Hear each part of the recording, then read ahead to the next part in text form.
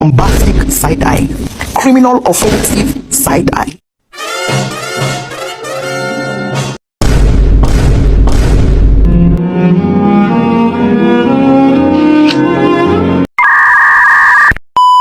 Assalamualaikum warahmatullahi wabarakatuh. Kembali lagi dengan saya Dini Handayani.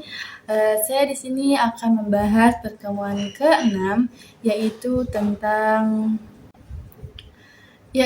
tentang syarat-syarat public speaking dan faktor pendukung dan penghambat pada public speaking tersebut. Sini yang pertama akan membahas syarat-syarat public speaking. Yang pertama itu ada persentase atau keteguhan, yang kedua ada perintis atau kesabaran, yang ketiga ada planning atau perencanaan, dan yang keempat ada preparation atau persiapan, dan yang kelima ada polishing yaitu penyempurnaan bahasa dan penyampaian, dan yang terakhir itu praktik atau latihan.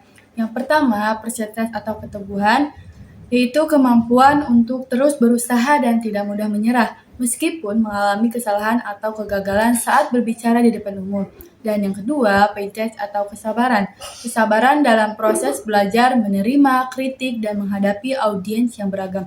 Ketiga yaitu planning atau perencanaan, menyusun tujuan, materi, dan alur pembicaraan agar pesan tersampaikan dengan jelas dan struktur.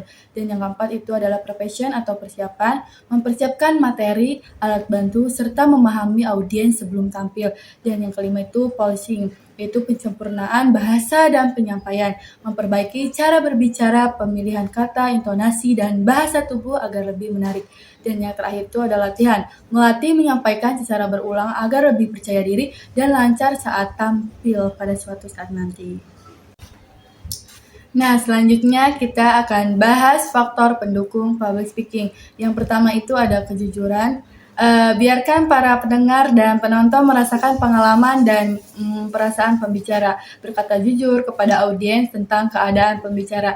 Dan yang kedua itu sikap yang benar, ada kemauan untuk bicara meski untuk pertama kali merasa tidak enak, membuat komitmen untuk tetap bicara dan meningkatkan kemampuan berbicara dengan melatihnya dengan serius. Dan yang ketiga ada minat terhadap orang lain, yaitu memiliki perhatian besar terhadap audiensi. Yang perlu diingat, setiap orang ahli dalam satu hal perlakukan audiens dengan perhatian terbaik sebagaimana pembicara ingin diperhatikan ketika pemberian suatu topik pembicaraannya. Dan yang keempat, yaitu keterbukaan terhadap diri sendiri, menceritakan keadaan diri sendiri ketika kita berbicara di depan audiens dengan mengakui adanya kelemahan dan keterbatasan ilmu, serta menerima dirinya sepenuhnya. Selanjutnya ada trauma masa lalu. Mungkin kamu juga punya pengalaman ukuran menyenangkan sehingga gugup saat public speaking. Nah, misalnya nih ya, karena pernah dibully saat masih sekolah, mengalami kejadian memalukan di depan umum, atau mendengar komentar orang lain yang bisa membuatmu selalu kepikiran. Yang kelima itu ada tipe kepribadian. Nah, tipe kepribadian aku introvert nih, misalnya kayaknya nggak bakat deh dalam bicara di depan umum. Jangan salah ya guys, skill public speaking sangat bisa dipelajari oleh siapapun itu. Dan yang keenam itu ada ciri khas. Nah, kamu merasa berbeda karena punya ciri khas yang tidak dimiliki oleh orang lain. Misalnya, adanya logat medok atau cara berbicara yang cadel bikin kamu minder dan takut ditertawakan. Nah, yang ketujuh yaitu kecemasan pada saat kita berbicara di depan umum atau yang dikenal dengan istilah convention aversion.